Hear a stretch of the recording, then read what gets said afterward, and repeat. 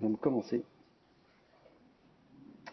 Voilà, donc bienvenue à cette conférence qui est dédiée donc au rugby, à la chirurgie principalement et à tous ces sujets de controverse qui tournent autour de ça. Alors pourquoi on a organisé cette conférence?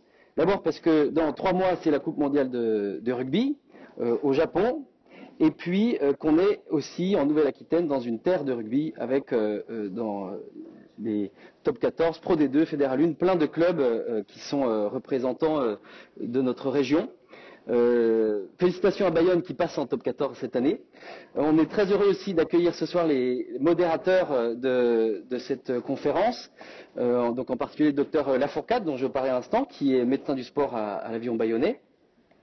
Docteur Bouvard qui vient de Pau, qui est médecin du sport et qui a beaucoup œuvré pour la médecine du sport, en particulier ces dernières années sur les PRP et puis à la Société française de traumatologie du sport.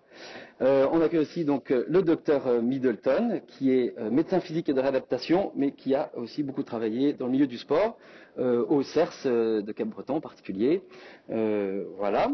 Alors, de quoi on va parler? On va parler donc de sujets qui sont plus ou moins controversés. C'est pas tant qu'ils sont controversés, c'est que quand on regarde